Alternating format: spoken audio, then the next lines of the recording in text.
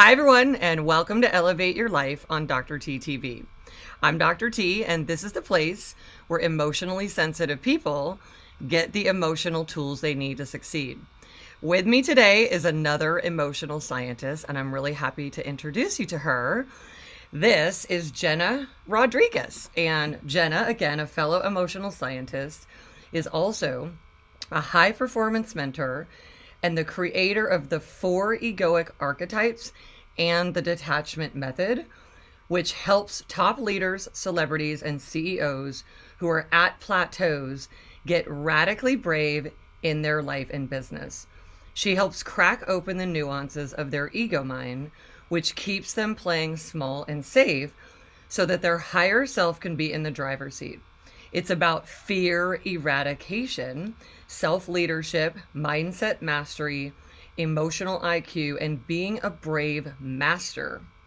Strategy and information are insufficient for permanent change to occur. You must outsmart your ego as well.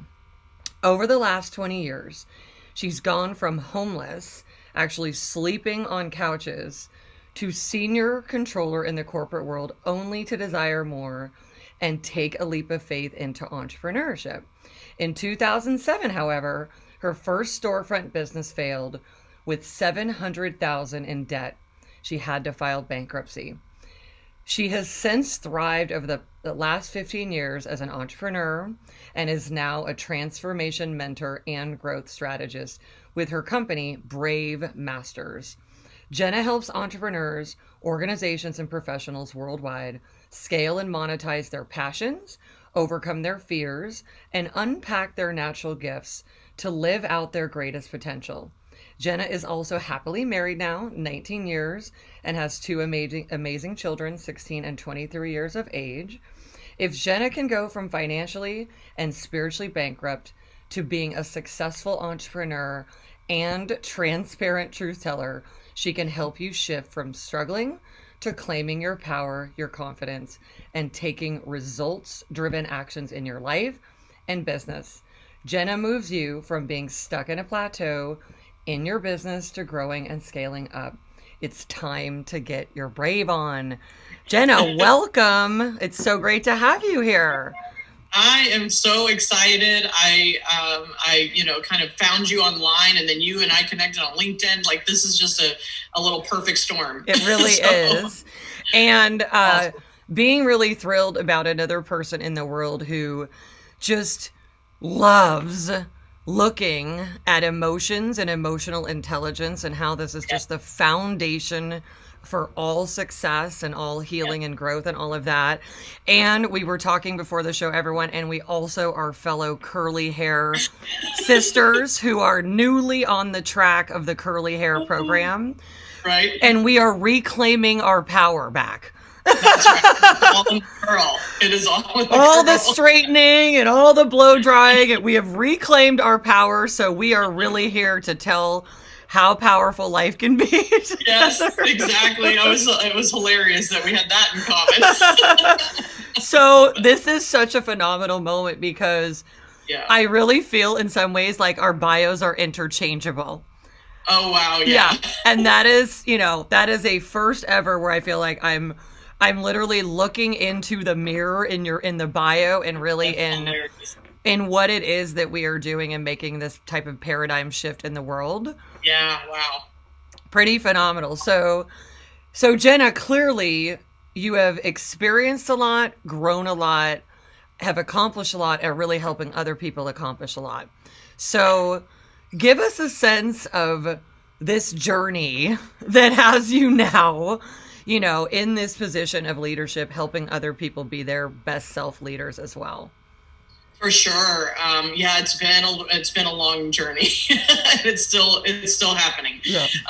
And the bottom line is, I think the origin really began. I had a very turbulent upbringing, divorce and things like that. And then for about 5 years, my mom's boyfriend was abusive physically to her, drug and alcohol addiction. And so I was very fight or flight, a lot of, a lot of stress in that way, a lot of survival coping mechanisms. And I was 9 to 14. Wow. So it's kind of those prime time, right? It's a prime time where you either learn how to cope, or you learn how to control, or you learn, or you learn some bad habits. I could go a million different ways. And I moved out at 14 because it was about, protecting myself from toxicity. And then there's a whole slew of other things that occurred. But what it brought me to was in my teenage years, I think it was, really turned the page about 18, 19. And started studying positive psychology and like reading the books. And I'm like, there's got to be a better way. Like my life cannot just be this, right? Like, and I use control mechanisms to kind of get away from the chaos and the survival, part of my life. I call that stage Brave by Survival. And I think we all have an element of that because we're just learning what, our egoic self is just protecting us from what we don't know how to comprehend or how to manage. And, but then there was a shift and I started moving into what I call the Brave by Choice phase of my life.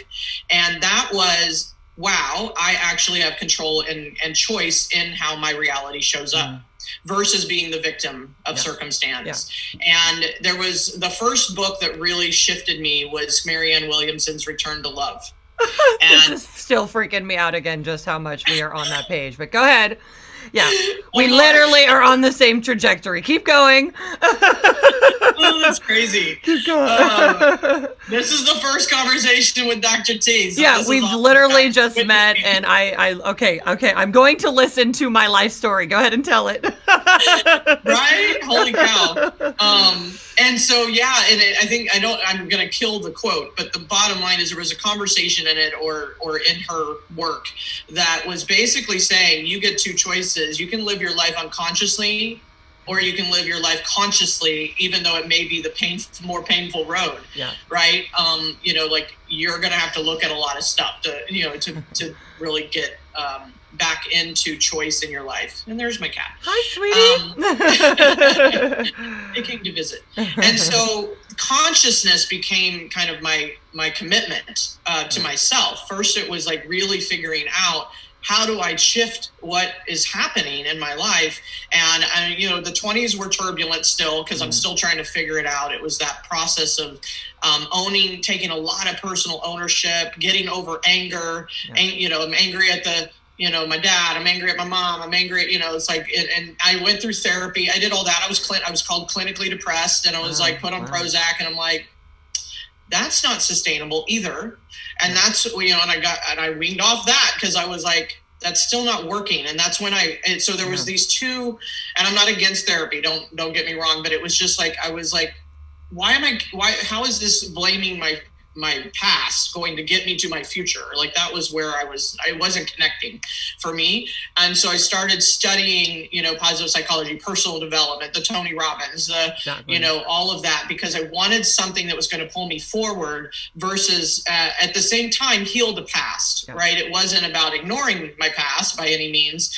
But that's what, and I just kept going. A lot of my coping mechanisms was to prove that I was strong, prove that I was in control.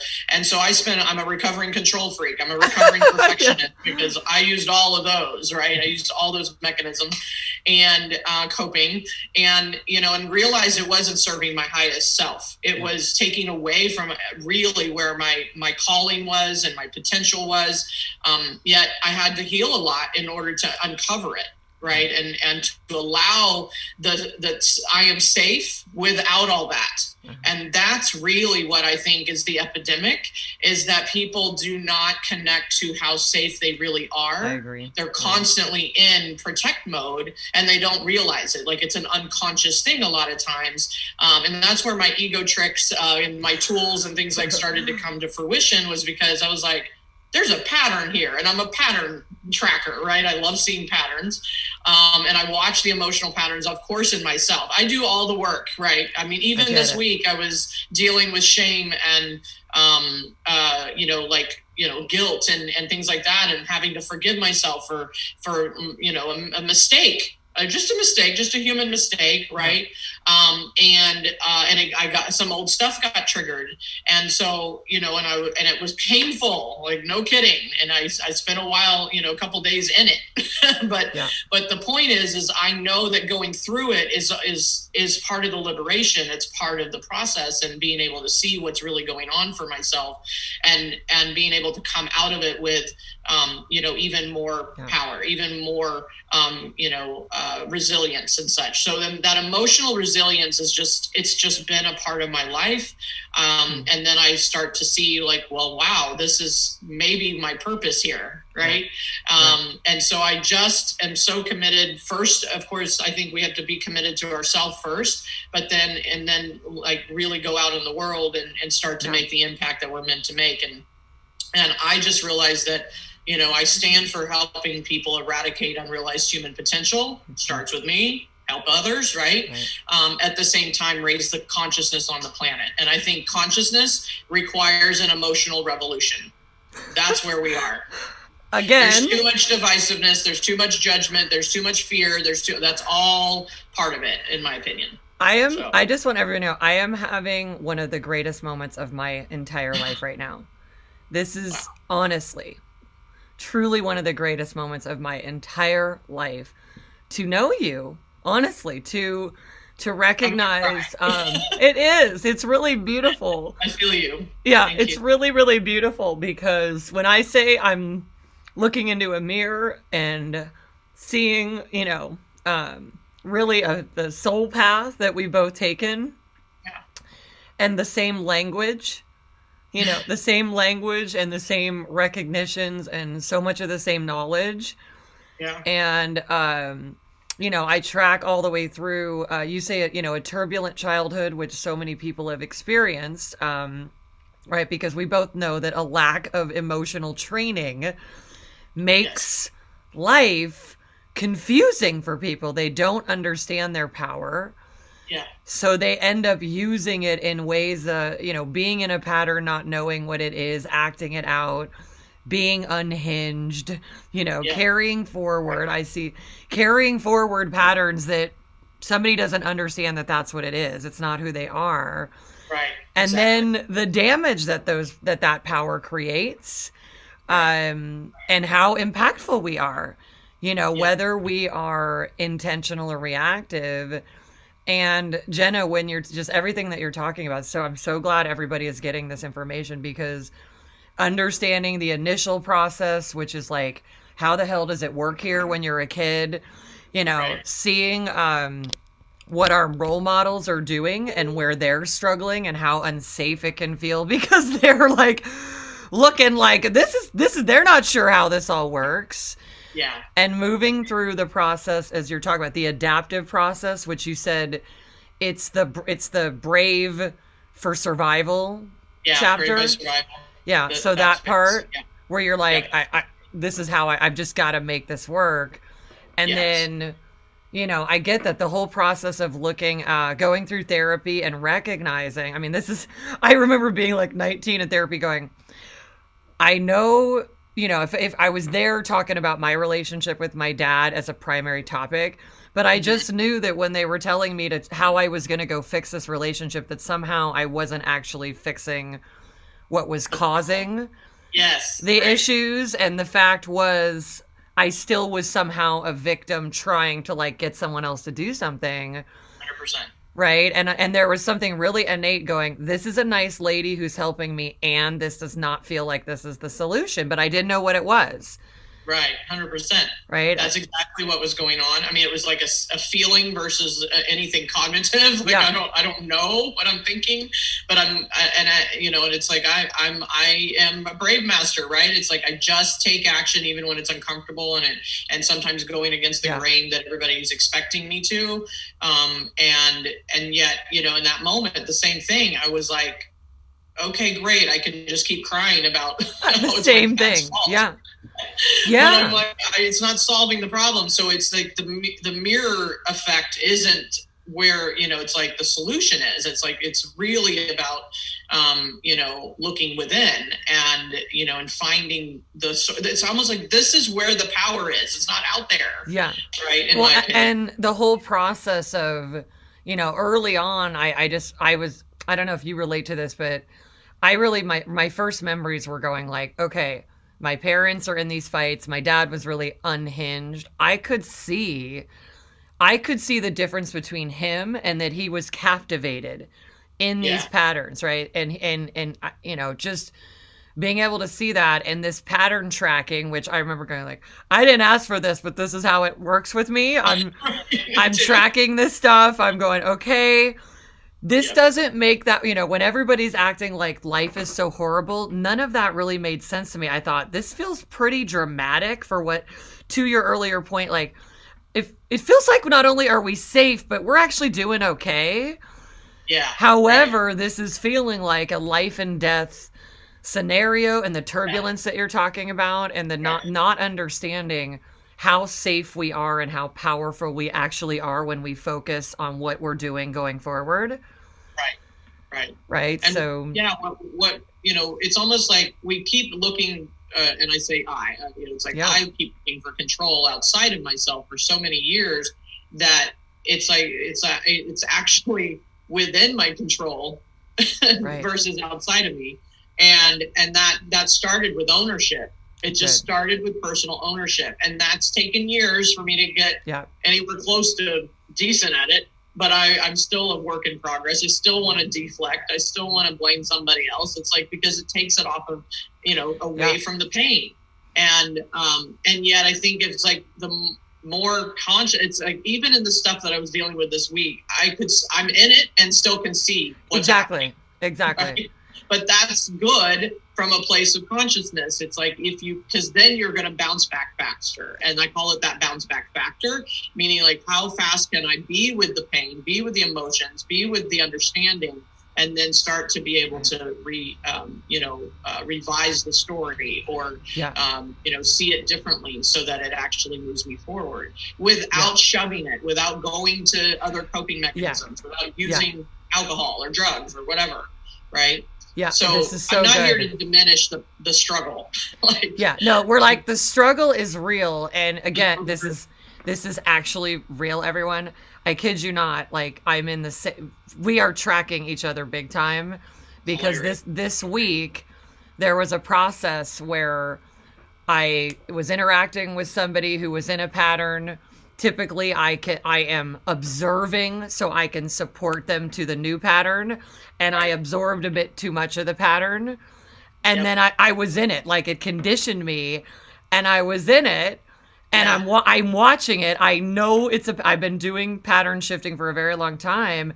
And to your point, Jen, and I want everybody to really get this, that consciousness and connectedness, it means that you will be aware of what is happening so that you can harness everything into a forward intentional process. And sometimes, like, you are literally swimming in it in a way that is pretty rough, but when you know that it is a pattern and that you are going to transcend it, and now you're going to be at your next level of consciousness about it, it's a bit easier.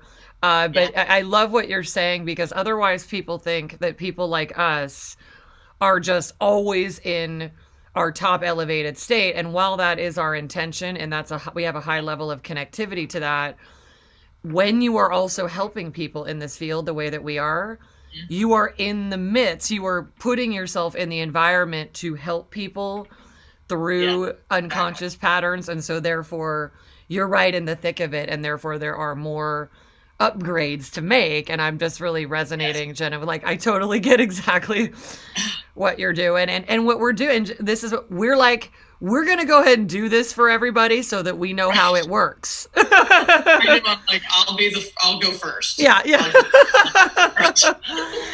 I'm not sure when I signed up, but apparently I go first, right? I remember going, somebody's got to do this, and I couldn't find anyone around me in my family, anything. They were just trying to go opt out and check out and cope out, and it's like, okay, even the therapists don't really understand this complete process. And so, right? We're still human on a human journey, you know, and that's, I think, the important thing. I'm always, looking for mentorship. I have people around me and they help me grow. They help me reflect. And I think that's a really important point for this process for me, is that you surround yourself with people that know how to hear you, see you for actually who you really are, not your mistakes, not just all not the negative patterns. Yes.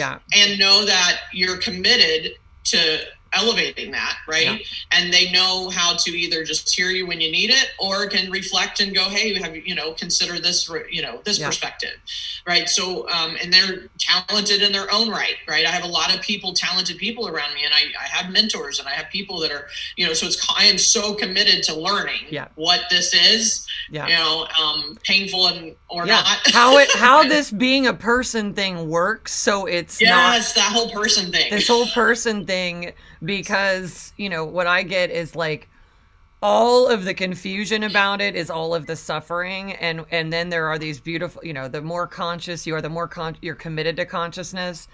You get to realize actually how easy it is. And then really it's about hanging out there, because all of the other patterns are floating around, and there's centuries of conditioning that life is hard and then you die.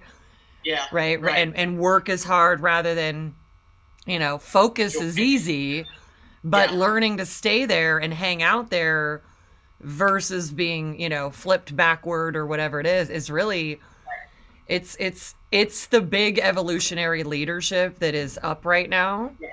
Yes. Right. And that revolutionary piece. On the planet as we have it. Right now, I think that's what is required. And like I said, that emotional revolution.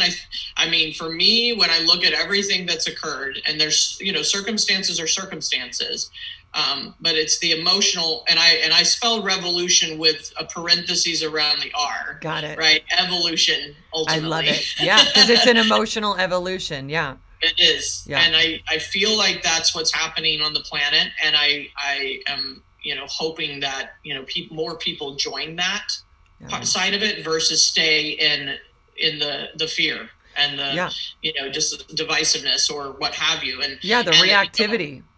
Yes, exactly. And I think it's a fight worth fighting. But at the same time, I know it's, it's not always easy. And, it's like, it's like being around people that are at that energetic level, I think is what people sacrifice a lot, because they sink back into the fear of what does it mean to let go? What does it mean to end this friendship or relationship, or lose it in some way, or, accept it's like, what if this is why, your evolution requires it? Yeah. What does it mean to elevate, to really transcend it and live in a higher conscious state? Yeah. Right. And know that by all my accounts, that is our purpose. And so as you live there, go there, hang there, grow there, and that becomes normalized, then you really are in our team, we call it the whoosh effect, so you're creating the whoosh effect. So there's some high level emotional atmosphere in the total atmosphere of the world.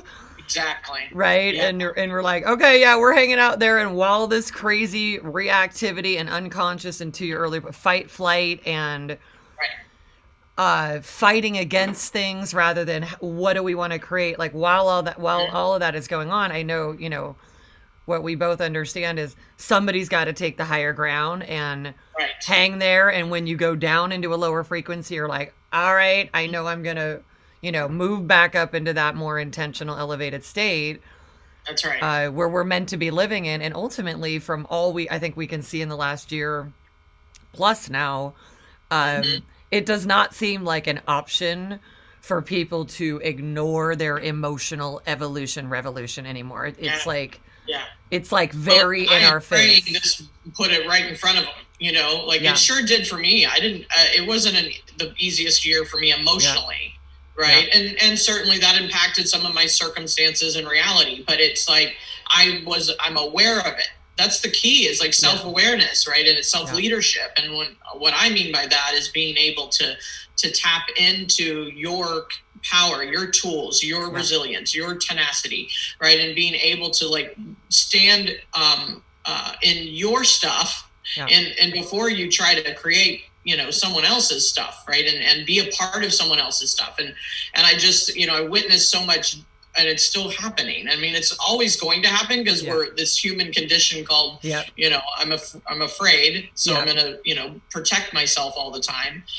There's so much judgment. And I was watching this video like months and months and months ago, and this person was just sharing their perspective, which they have a right to do. Like, right? Everybody should have a right to share where they are, because everybody's going to be at different places in life. And in the same breath as she was asking other people basically to stop judging her, she judged them. Yeah. And I was like, I was watching it and I was like, pattern, right? Another pattern came in. Yeah. Because you're like, talking about judging, you're literally in the pattern of judging. And then you just judged them at the end and said, I don't want anything to do with you people. If you do it, I'm like, that was judgment. Yeah. And so much projection is going on. And I have to, you know, I'm the first to own that I'm still a work in progress. And I think that's what's important for people to hear, is that, you know, you can be committed to the work, and then guess what? You're going to get to do the work. Yeah. Right? Because you're in the thick of it. I'm in the thick of it. Yeah. Exactly. You're in the thick of it. So you're not like, and this is so, I love this because I say, you know, to different people in my life at times, in my team, and, you know, and even in what I love and live for, but also I recognize on the outside, it feels like very courageous work, and it is, you know, with this skill set, with consciousness, I say I could literally go do anything and know that I'm going to make it successful. And to be in the arena of elevating the emotional consciousness of this planet means that you're connecting to, you're looking at what's going on, you're assessing it, and therefore you can temporarily become what you see. And yet, fortunately, that consciousness allows you the emotional scientist observational ability to actually see what the data is telling you without becoming the experiment. Becoming the experiment. And there you have the objectivity to go ahead and say, well, if this is what's a disease and all these problems, racism, what do we want actually, and start to move in that direction. Yeah. And that is so much more of a simple process than everybody duking it out about something like racism, where you're still basically saying the word racism rather than let's do equality, and then have that blanketed all over. Like, if everybody said the word equality a few different times all over the world, that would change the entire change the paradigm as well. Yeah. You know, and I'm always like looking at, you know, words have definition. We can go look those up. But it's every individual, every single person on the planet has a different meaning. You're so right about And so guess what we're fighting? We're not fighting definitions. We're fighting meanings and perspectives. And my way is, you know, right, and your way is wrong. And I'm like, guys, we're still, there's no solution in that, you know, like, other than I respect you for your meaning. Oh, now I understand you better. Now how can we coexist? Right. Versus the egoic self that's just always positional. And I started realizing, you know, like I said, the 14 ego tricks that I came up with, you know, and it's an accumulation of people, what I've learned, and then, you know, other people. It's not necessarily like you've never heard it before, but I put it in this format so that on a daily basis, you can actually see it. It's like, oh, ding, ding, ding, a signal's going off, right? Yeah. And so judgment's one of them, right? Judgment, positional, being right. Only, you know, it's like black or white, like only believing this one perspective without the compassion and understanding can be very egoic. And then, of course, fear, comparison, right? Like, let's compare each other. Yeah. You know, like all these things fall into it. And I'm always looking, you know, like the experiment. It's like watching and observing, and what's my conclusion? Yes. And so, you know, I say there's three variations of conversation. Okay. There's three communications, and it's ego to ego, higher self to ego, or higher self, higher self. Okay. And I'm like, ego to ego is what we're seeing most of the time. It's brutal. It's brutal. And brutal. I'm like, no wonder no one's getting along, and of course this can just go down to your personal relationships, right? And then if someone can just be the higher self, it can break that pattern. But then the goal is to get everybody to that heart to heart, higher self, and no, die trying, I guess. Yeah. Oh, I'm going all the way, Jena. Right? We're going all the way with this one because this is our purpose. This evolution of our society, and I see these two. I see creation and evolution as the same thing, right? When you're deciding what do I want to create rather than what do I want to say I don't want. Yes. So I'm really relating. I love for everybody to get these archetypes because. It's so important to understand that if you're in pattern, right? Which is the ego, right? If you're in pattern and you're like, I don't want this and I don't want this, and if you're in any of that, you are not collaborating. So, and then somebody in the higher consciousness of purpose can be saying, let's do the purpose piece. What do we want?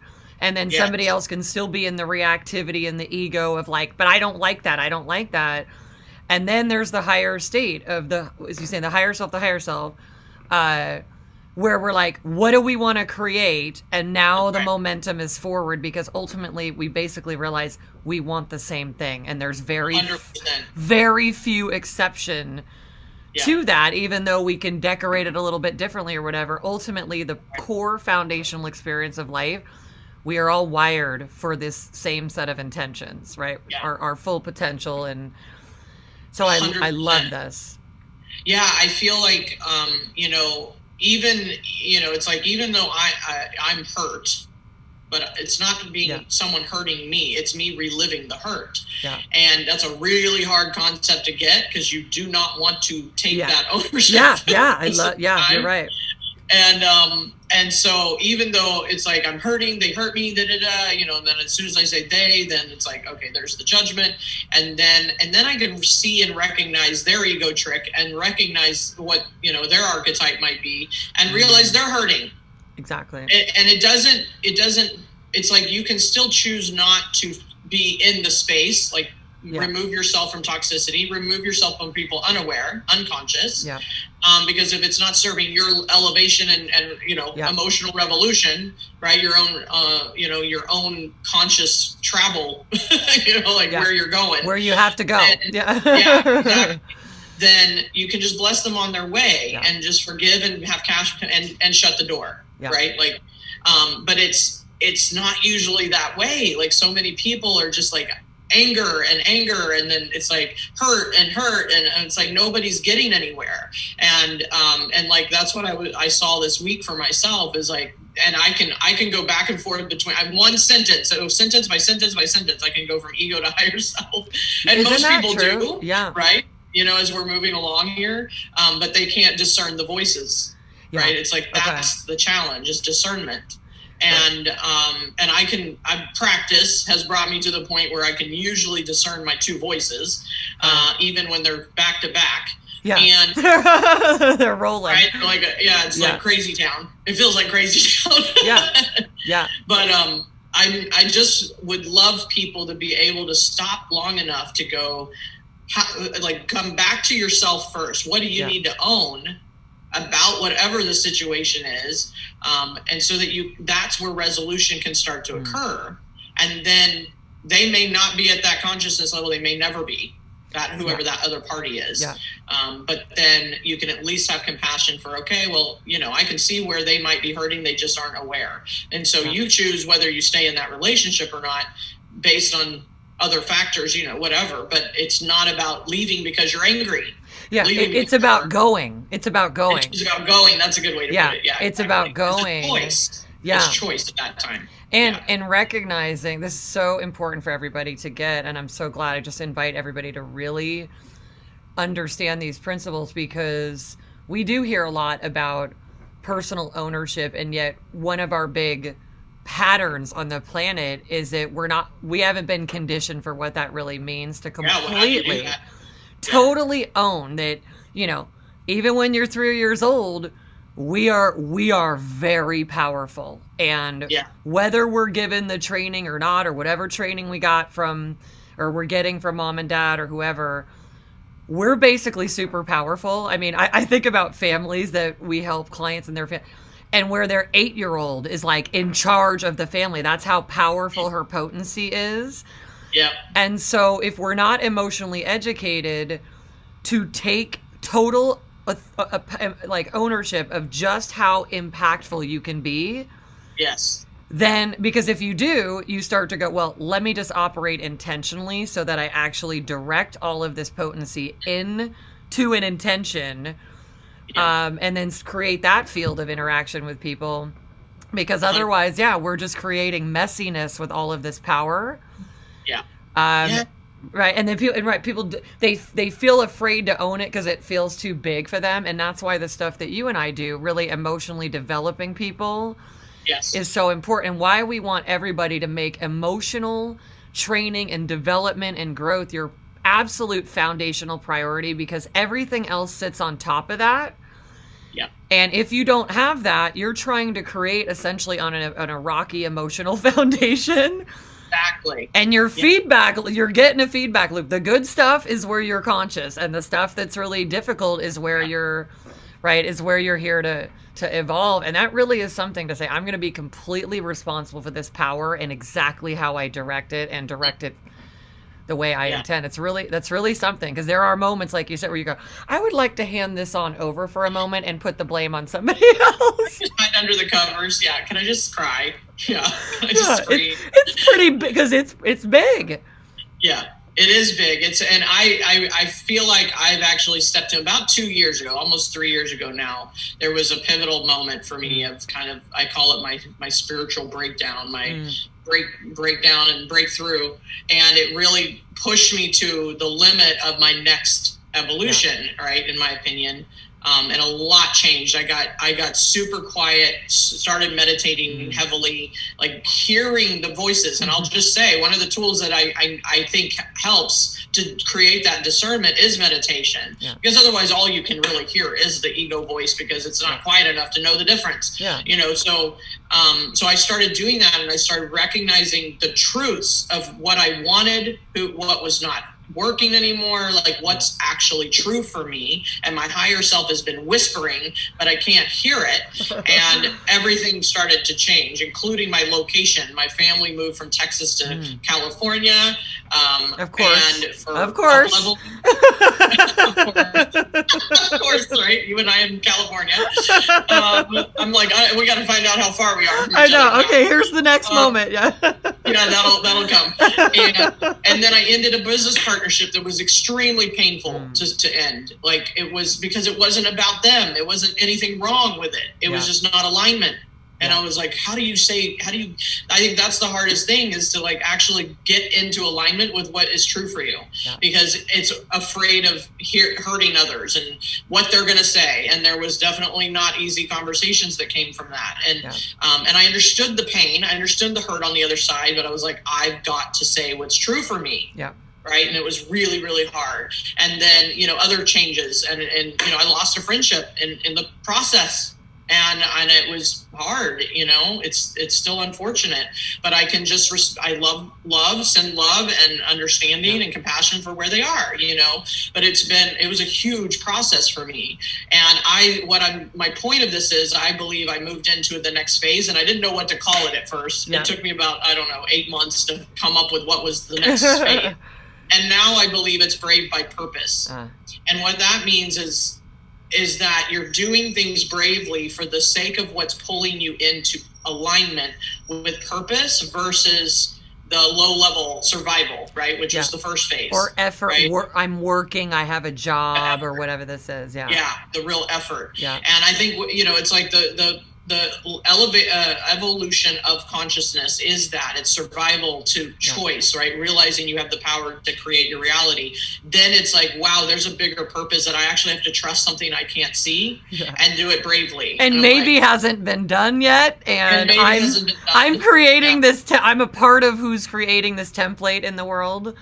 Yeah. Right. And I'm like, I was just telling someone else, I said, what if we have to go to the island by ourselves, and then they follow. Right. And I'm like, that's the hard part. That's the brave by purpose. It's like you moving forward, and not knowing anyone's going to join you, right? And like, it's no, so you're hard. like, hello, this is really good over here, but feel free to take your time.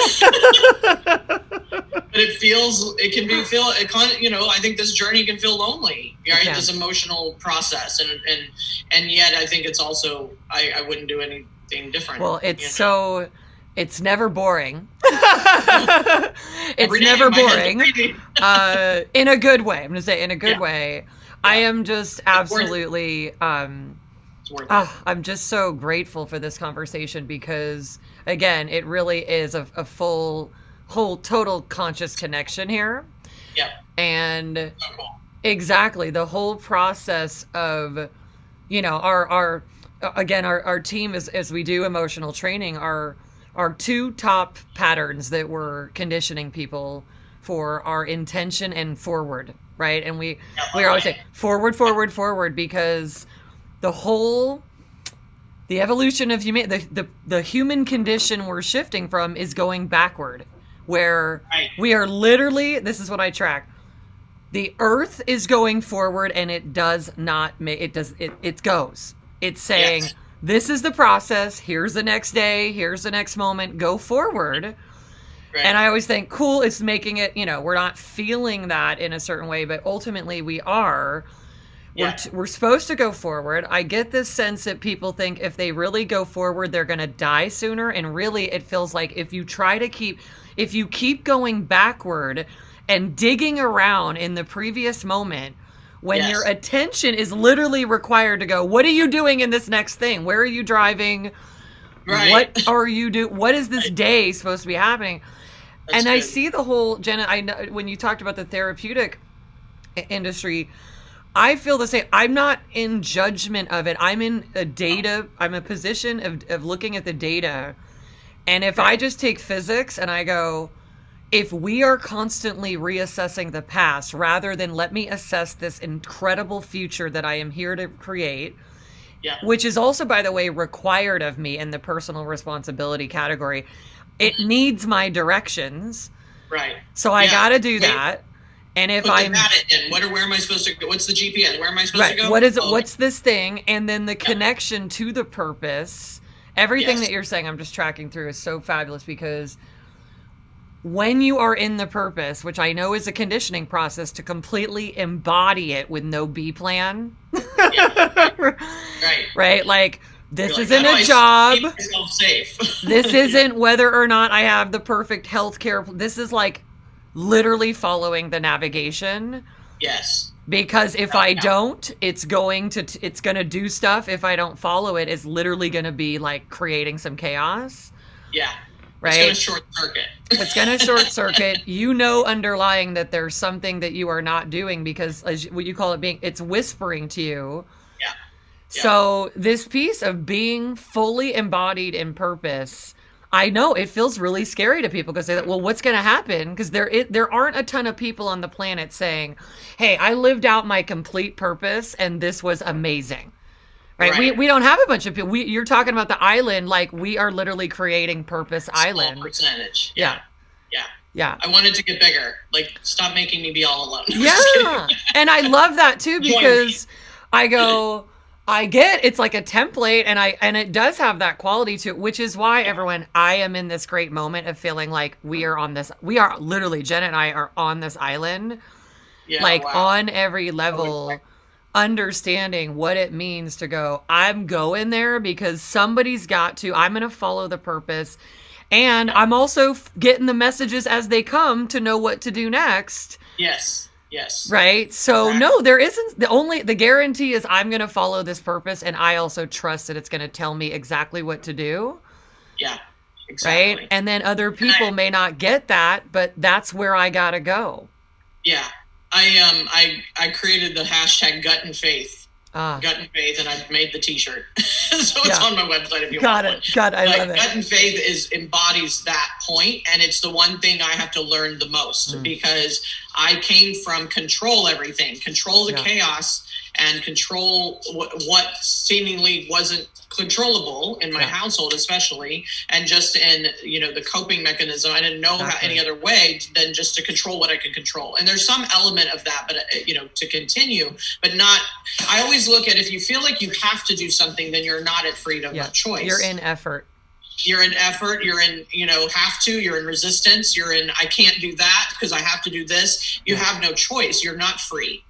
And so when you come to, I can control this part of who I am, and I can be more, and I think control equals intention. Yeah, it does. Right? Like you're talking about. Yeah. Then you can actually move forward versus, like just constantly hitting the brick wall. Right. Yeah. And it's like, I think that's what people struggle with a lot, and they don't know a way around the brick wall, right? Because they don't even know the brick wall's there.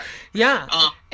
This goes with everything that you're talking about in terms of also where you're doing this. And again, like when it's time to grow, it's time to elevate. It's time like, this is where I'm supposed to go. And I would love you to join me because we've been BFFs and we've done this and that, and because that feels really good.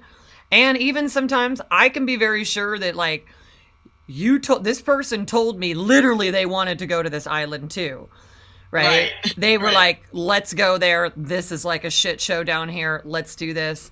Yes. And still there can be this, if the pattern of humanity is survival versus purpose, it's the atmosphere is very much like, but wait a minute, all my friends, all my family. And so it really is it's a ballsy thing to I gotta go there. And also when your ego thinks I'm in my ego, when I'm really doing something that I'm going, like, I'm following something so profoundly deep, that is talking to me and won't shut the F up, by the way. Like it's and that's really something, because there can be the conditioned pattern of grief around that. 100%. Right. And I just I'm in this, not surprisingly, same type of scenario you just were describing, where you made an elevation. And, even this last couple of weeks on my team, I'm like, we are really in an elevated state. We are going to a whole next level. And these other patterns will not survive this next moment of what we are doing for humanity. And so anybody who's attached to these patterns thinking they are these patterns, it could possibly get kicked out of this container. You might not be here. Yeah. And that's really something, because it can seem like you don't care about people, and really it's how much you actually care about the whole entire purpose. And it's really powerful. It is that purpose pulling us forward, and then we have to do it bravely. We have to show up bravely. We have to, brave for me is completely taken on a whole new meaning. Let's say it that way. For me, and it's been, facing things that are fearful or uncomfortable and all of that. But I think the most brave thing we can do is face ourselves and actually own our shit. And fully go into the truth of how powerful you are, and just like whatever this story is, where it's like, I'm going to wait until I have all of this together, and then I'm going to be so comfortable that I'll move into this next moment. It's like, be in that next moment and get comfortable, like go all in, and then you will, I liken it to, it's amazing how people, because the conditioning is like, if I buy a home, now I've made it. So what people will do is they will stretch themselves and buy a home, get a mortgage, is something that like could scare the shit out of them. Not only the total price of something, because they actually don't have that, but they're going, okay, I'm going to go ahead and invest in this and utilize this mechanism. And even sometimes the payment is this big stretch for people. And ultimately the whole country and most of its wealth in the world is built on people going, I'm just going to make that payment. I'm going to get used to it. And then for the high percentage of people do. And yet in other things, like the rest of their purpose, what it might be even more purposeful, it's like, I got to wait till I'm really comfortable before I make, rather than I'm going to follow this purpose and I'm going to get comfortable in it and everything that gets to come along with it. It's very different model. Yeah, I love that, and I think that's right. I think there's a lot of, it's like we identify the things, externally that we might be able to measure up to. But when it really matters, like relationship issues or, concerned, or, like stepping into something really uncomfortable because nobody's been there, done that, right? Stepping on the island, then that's where we hold ourselves back. But we'll buy the house. Yeah. So fascinating. And I'm like, I get it. And I get it because, it's like, because then you really have to look at yourself. You have to really own what's in the way of that, that movement forward, and all the reasons and all the excuses and all the perceptions that you're not willing to change. And, and I always say, and I'm not the first to call it this, but, it's like, I feel like we learn the most in the contrasts, and, and being able to see, it's like, if we don't have the contrast, we're actually not growing. We're not learning. Because there's no data. Yeah, there's no data. It's like, I got this data, I know this gig, and now what? Right. Yeah, like, and in reality, a long time ago, I looked around and I Googled, I didn't see anybody even conceptualizing emotional science. And I'm like, there's psychology, but then there's this more specific part of it. And so now obviously this is, this is a dimension that we're both operating in. And I really believe that this is what we're all meant to be. We are all here as scientists of this whole experience, experiencing, gathering data, connecting to how we evolved the species, and moving that forward. And if you're so attached to the experience in a way that you can't see the data and go, okay, when I yelled at this person, they did what I wanted, but then they also brooded for 3 days. That probably isn't my outcome or whatever, and just be scientific. Go, okay, that strategy, what's the next strategy that's going to get me the outcome?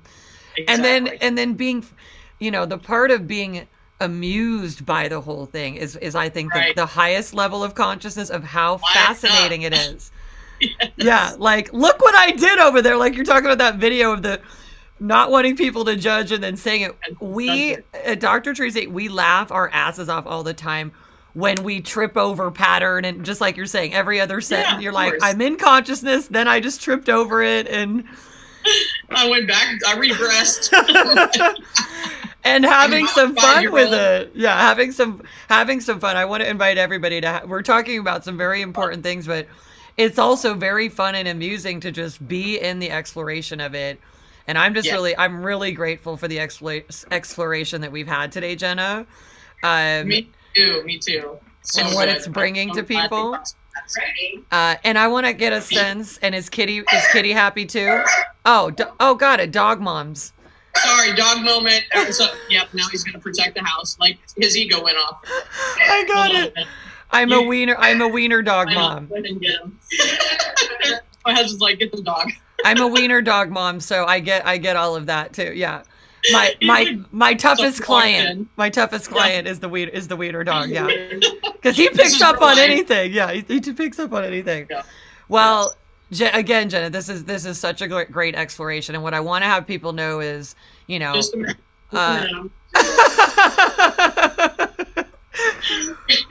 We are of service, people. We are of service. Keeping it 100% real here. This is real. And, with all of this fun exploration and how important it is for everybody, give us a sense, Jena, of how people can connect with you and follow what you're doing and learn from you and be served by you even further. Where should they go? Yeah. So, the best place to start is, and I want people, I've kind of mentioned the ego tricks and the archetypes. And I think the best way to kind of get familiar with the tools I created, including the detachment method, talking about detachment, right? Yeah. Is just go to bravemasters.com/quiz and take the quiz. It's 6 questions, but it will give you an insight and like a video tutorial, and you can download the ego tricks and all that. So that's the best place to kind of get introduced. And of course, bravemasters.com is my website. So I think that's the best way. You can connect with me on social media with my name, Jena Rodriguez. And I would welcome any questions or, feedback even about this conversation, or what are you confused by? Like, I'm open to anything. If you want to know more about my story, like, what is it that you need to hear? Because I'm a transparent truth teller. Like, nothing scares me to open up about, because the more I'm human, the more you can be human.